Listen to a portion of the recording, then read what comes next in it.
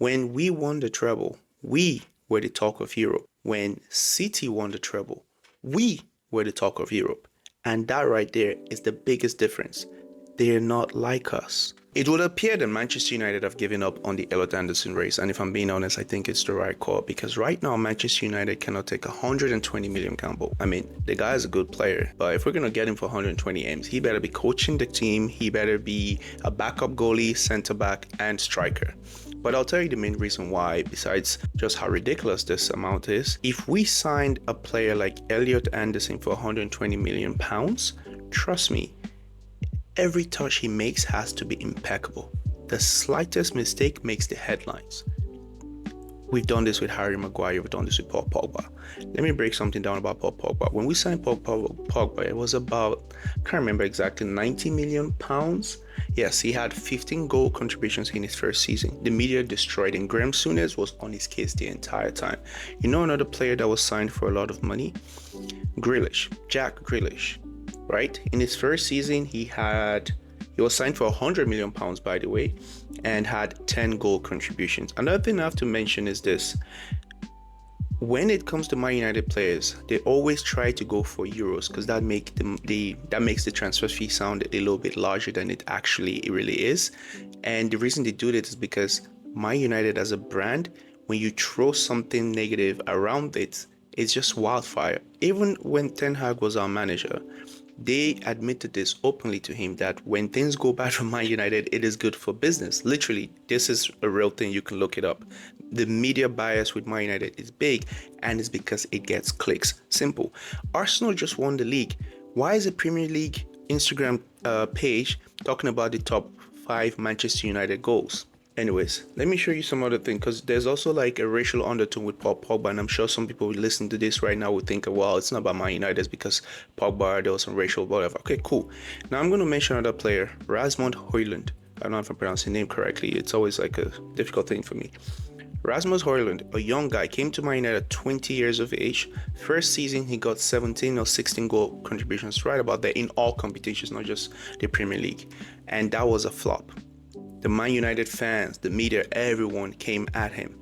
Now, he isn't black. He's as white as they come. He got blonde hair, blue eyes, I believe. He's Hitler's wet dream. But with Rasmus Højlund, he wasn't given the atmosphere to thrive because of his price tag. It was a situation where Man United was seen as being wasteful with their transfer purchases. Now, in contrast, look at Liverpool, how Wirtz has been handled, or all the other big signings that some clubs have done. You don't hear anything about it. Marcus Rashford got snubbed for Gordon. What exactly has Gordon done to get him to Barca for 80 million? And that's the whole point.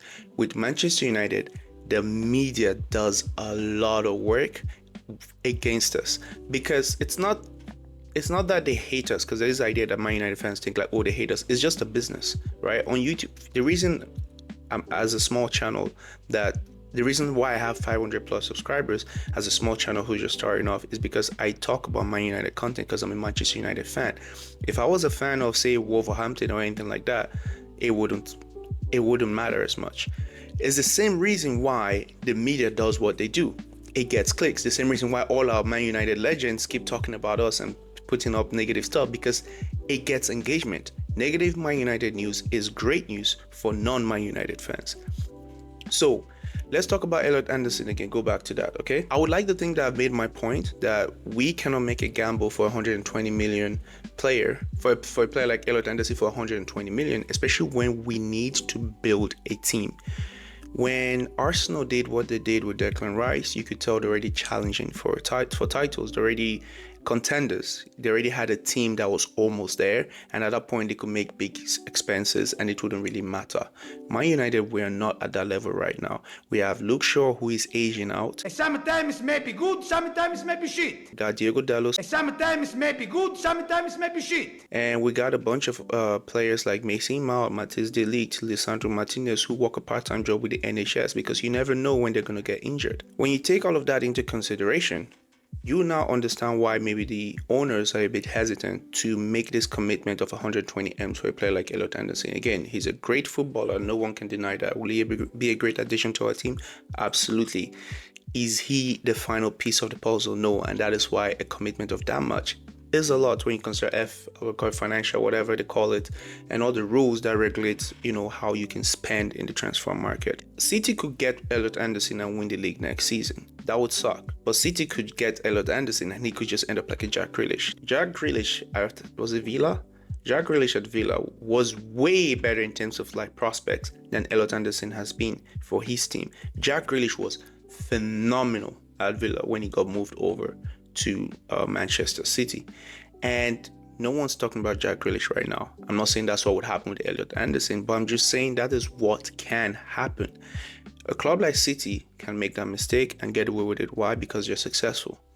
When you're currently successful and you don't have a big name like Manchester United, you can get away with things like that. Look at Mbeumo, look at Ahmad just now this season. They didn't have a great season. They didn't have a season that we expect. Actually, Mbeumo wasn't that bad, but Ahmad especially.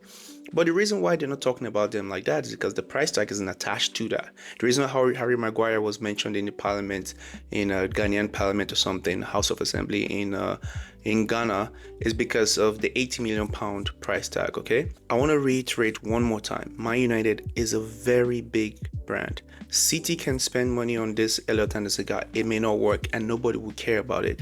As fans, we will make jokes and banter other Manchester City fans about it, but it will not have the same weight as if it was Man United that got the player, right? They're not like us. When we won the treble, we were the talk of Europe. When City won the treble, we were the talk of Europe. And that right there is the biggest difference. They're not like us. This ownership now, there's still a lot left to be decided about this ownership, but what I can tell is they're trying. And at the end of the day, whether you like it or not, we're going to get billionaires owning our club. They're going to want to protect their own interests. It's just the way it works. You won't have people like you and I, like I said in my last video, running the club like Manchester United. If I ran the club as a fan, we would be broke after one transfer window because I'm going to be putting ridiculous amount of money for players like Haaland. I'll be buying everyone out of their contract. I'll be blowing up there's like a buyout clause or whatever. I'll be going through all of that. It will be like freaking FC or FUT or whatever you call it, FIFA Ultimate Team. I will just, because as a fan, all I care about is winning.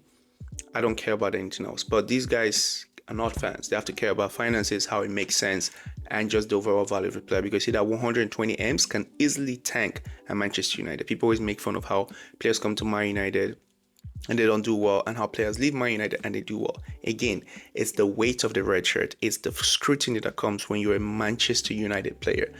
It's really a big deal. And saying as we want to build a title challenging team, and make no mistake, do not let that third place fool you. That is a forced position, man. Arsenal won the league this season. That should tell you everything. The league is significantly weaker this season. Now, we were better than the rest, just like Arsenal was the best of the rest, right? The one-eyed man in the country of the blind is still a king, but it doesn't change the fact that he's lacking an eye. And that's what Arsenal was this season, because everyone else was weaker.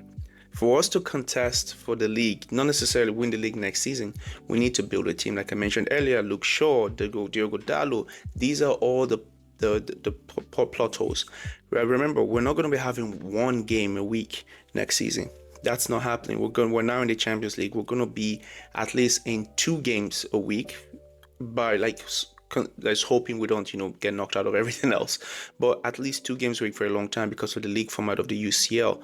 With the squad we currently have and how injury prone half of them are, this is not tenable. We need to make significant signings.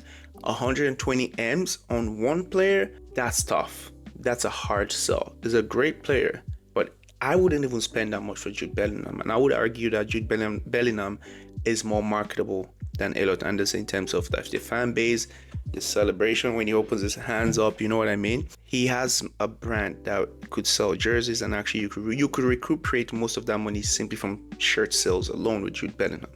Elliot Anderson isn't that. So financially it doesn't make sense. So I understand why the Man United owners are not willing to take that risk. We're looking at Lewis Hall right now. We're going to pivot to Lewis Hall, Matheus Fernandes, and Alex Scott. And I'm sure there are others in the list that have not just been leaked out to the media just yet. And I think that is the right play. It's better to get the depth than to spend all that money for quality. Some Man United fans wouldn't like this because, there's a bit of ego with Man United fans and you can't blame them. Our history speaks for itself. But we have to be realistic about where we've been. 13 years without a Premier League trophy, that does have an impact. It doesn't have an impact on the brand, clearly, because even without a trophy for 13 years, we're still the talk of the league. We're still was still the main brand of the Premier League. That's just how it is, right? But again, these are the things we have to take into consideration. I actually really like these players that we're linked to, and I think there will definitely be an upgrade. They might not be an Elliot Anderson, but they're definitely going to upgrade us. Again, we also don't know. In my last video, I said Elliot Anderson is in Jesus. We also don't know how good this guy would actually be outside of his current team or in a United jersey, or even at City. We don't know. Remember, Baleba was this whole vibe was about Baleba as well. Man United fans do this when it comes to transfer season. They get super emotional, super excited, and then when things don't pan out, they complain and be like, "Oh, okay, he wasn't that good anyways," or whatever. Or if he goes and then be good, you see, we should have gone him. It's just the way fans behave, right?